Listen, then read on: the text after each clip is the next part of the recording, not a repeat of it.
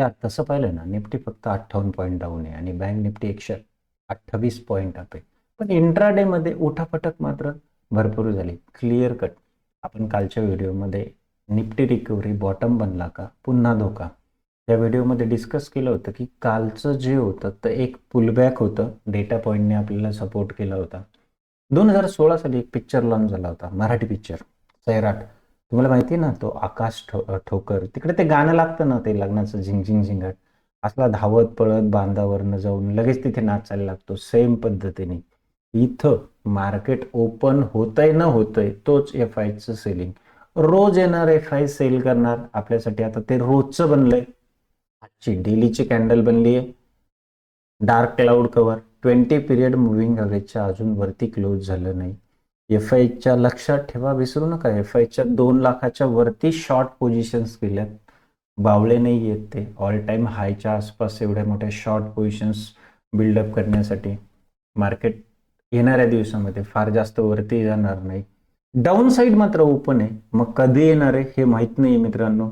एक गोष्ट मात्र पक्की आहे की डाऊन साईडच्या मूवमध्ये आपल्याला जास्त पैसे भेटतील, अप साईडच्या मूवमध्ये कमी पैसे भेटतील. आज एक सेटअप इंट्राडेमध्ये मस्त भारी बनला होता आणि कालच्या व्हिडिओमध्ये मी क्लिअर कट सांगितलं होतं की माझा कोणताही लॉंगचा प्लॅन नसेल.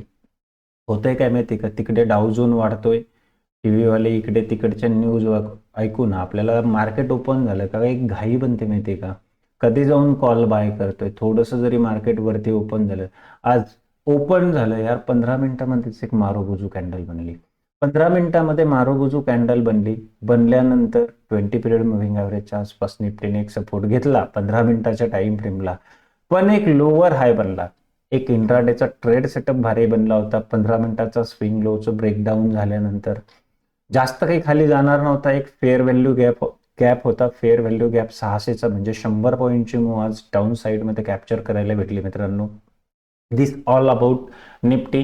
बँक निफ्टीमध्ये ऑलरेडी मी शक्यतो शॉर्टिंग प्लॅन करत नाही आणि बँक निफ्टीचं स्ट्रक्चर इंट्राडेमध्ये 15 मिनिटामध्ये सेम फॉलो करते. पण 1 आवरचं जर आपण बँक निफ्टीचं स्ट्रक्चर पाहिलं तर अजूनही बँक निफ्टीचा ट्रेंड काही चेंज झाला नाही. जोपर्यंत 59,900च्या वरती आवरली कॅन्डल क्लोज होत नाही, बँक निफ्टी पण बुलिश नाहीये. भलेही आवरली चार्टवरती आपल्याला 20 पिरियड मुव्हिंग ॲव्हरेजच्या वरती ट्रेड करताना दिसतंय, सर्व दिसतंय, पण इथे पण एक तसं पाहिलं तर हँगिंग मॅन टाईप कॅन्डल बनली. चला ऑप्शनमध्ये जाऊया आणि उद्याच्यासाठी काय पोझिशन्स बनवल्यात ऑप्शन्समध्ये.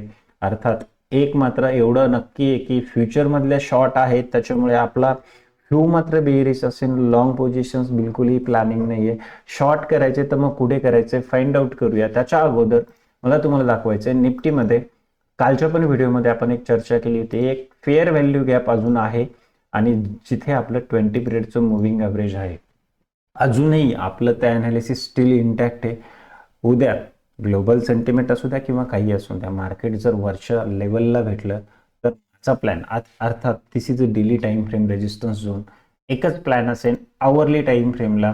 माझा प्लॅन असेल की डबल टॉप किंवा हेड अँड शोल्डर वगैरे ॲटलिस्ट 1 आवरची नेकलाईनच्या खाली आवरली कॅन्डल क्लोज झाल्यानंतर आपल्याला एक पोझिशनल शॉर्ट घेता येईल, जी पुढच्या 2-3 दिवसामध्ये अगदी फ्युचरमध्ये short positions call buy at the मनीचा हेजिंग करून मंथली जा आपण 3-4 दिवसामध्ये होल्ड करू शकतो. पहिलं टार्गेट 1 सेकंड परत 25,400-500 असेल.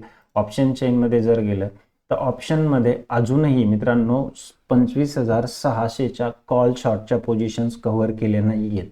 कालच्या पण व्हिडिओमध्ये आपण क्लिअर कट डिस्कस केलं होतं, मार्केटमध्ये जरी शार्प रिकव्हरी भेटली तरी पण 25,500, 550, 600 क्लिअर कट त्या व्हिडिओमध्ये आहे. पाहिला नसेल तर पाहून घ्या की कॉलच्या शॉर्ट पोझिशन्स कव्हर नव्हत्या.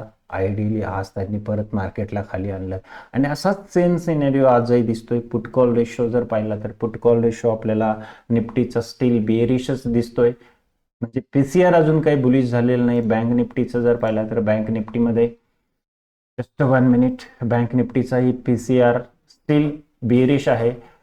कालच्या आणि आजच्या ओव्हरऑल म्हणजे ब्रॉडर मार्केटमध्ये एक मात्र डिफरन्स नक्की झाला आहे की कालचा advance to decline ratio favourable नव्हता, पण आजचा advance to decline ratio favourable आहे.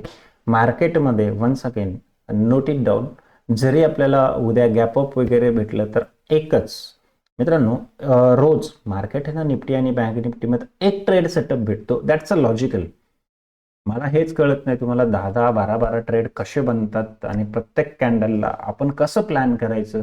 सकाळी बुलिश, दुपारी बेरिश, संध्याकाळी बुलिश. तर माझा व्ह्यू, मी इथे हे पहा, मला काय वाटतं याच्यापेक्षा जे डेटा पॉईंट आहेत, डेटा पॉईंट सांगतायत ते तुमच्याबरोबर शेअर करत असतो. एफ-आयज खरंच सैराट झालेत. ते काहीही झालं तरी इंडियन मार्केटमध्ये सेलिंग काय थांबवत नाहीये. फ्युचरमधल्या शॉर्ट काय कव्हर करत नाहीये.